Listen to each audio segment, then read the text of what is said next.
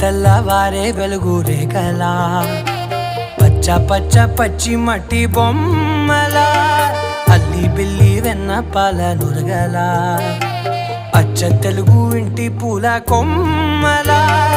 దేవదేవుడే పంపగా ఇలా దేవతే మా ఇంట అడుగే పెట్టెనంట బ్రహ్మ కళ్ళలో కాంతులే